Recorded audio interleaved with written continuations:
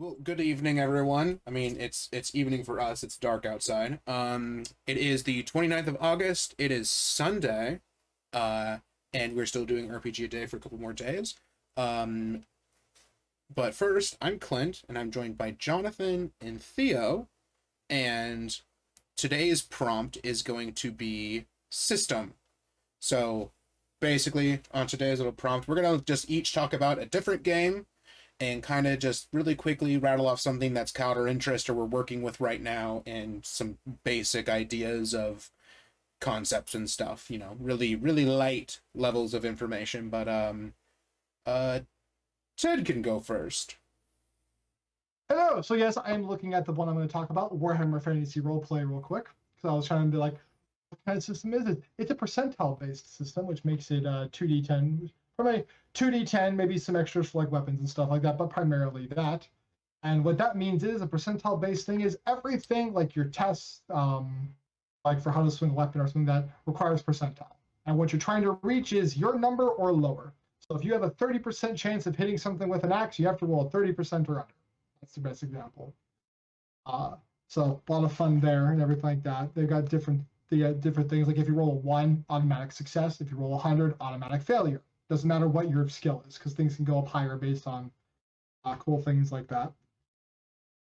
You've got a dramatic test for like, oh, you're doing something really cool and awesome. Here's this with some bonuses or some negatives. Can you pull it off, kind of thing.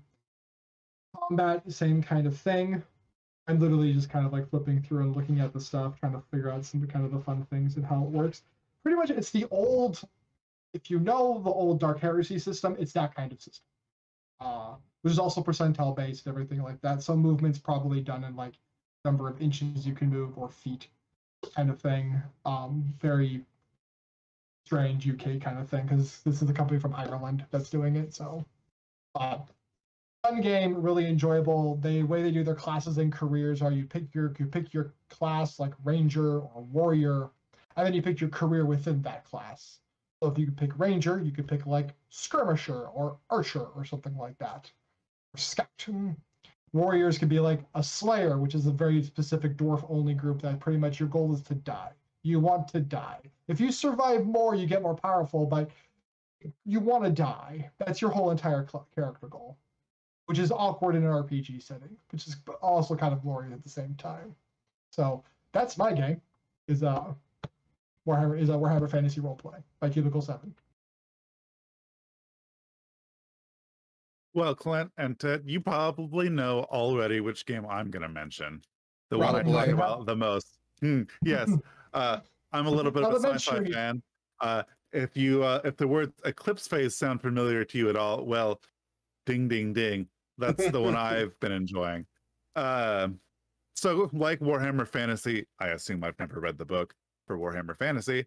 It's a D100 system, you know, opposed tests and all that. It is a classless kind of game, though. There are no classes. There's not really any races. Eclipse Phase's big gimmick, I guess you could say, is the idea of transhumanity. So your mind can be digitized and transferred into another brain, or the information net, or an octopus that's gotten some augments, or, you know, just basically fancy USB stick until you can be put back into something and divulge your secrets. So it's a game where normally in an RPG, you don't make checkpoints or backups or anything like that. That's, you know, unless you're doing some weird thing, kind of like in real life, there's no respawn. But in Eclipse Phase, there are checkpoints, there are backups, there are respawns. You know, it's actually quite hard for you to permanently die. You can lose your character growth if you have to back up from an earlier copy because you never experienced what came after that. But I think it's a very interesting concept, and I know I've played with Clint. It can be pretty fun to play as well. I've played the game with another group before. It was interesting. I have played both of those games, an earlier edition of Theo's game, but it's fun. I had a ton of fun. In an earlier video, I talked about Terrors of Talabheim, which was from 2nd edition, which of Warhammer Fantasy, and the one game of Eclipse Phase always intrigued me. But I guess if you're done, Jonathan, mine, I'll talk about Exalted, which is by Onyx Path Publishing. It used to be by White Wolf, but they basically kind of like changed their names and did a little bit of reshuffling and stuff. Right now they're in 3rd edition, and the basic idea is you're basically playing a demigod. You are exalted with divine energy from the gods of creation, which specifically in the core book is the solar god.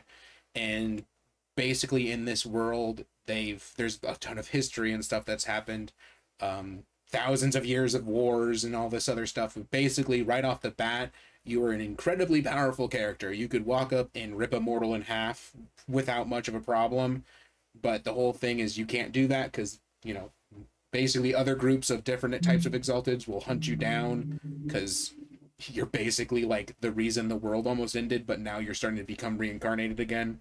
It's a fun concept because you basically have to come up with kind of 2 backstories. Your whole backstory of your normal character as you were as a mortal, and then who was your exalted reincarnation in their past life, which you could make that up as you go. Like, you know, were you married back then? And basically that gives me, the storyteller, like hooks and stuff to throw into the game. It is a dice pool system with D10s. 7, 8, 9s, and 10s are successes, so roll tons of dice, and I find that cathartic. It does not really have a class-based system. You choose what type of exalt you are, what caste, and really each caste just gets like they have a specialty. And so like the Dons, all their specialty skills are in all the melee types, but you could still make a spellcaster, or you could still make an artisan. It's very open. One of the characters I had made in an earlier edition was I was literally a boat captain that did trade. So I was a businessman. And that was my character concept. I also knew how to use weaponry, and I just enough to help my party, and that was it. Yeah, that's all I can really think of. It's got the basics, you know, extended tests, get a certain number of successes before you reach a point. Opposed test, each of you roll dice, who gets the most wins.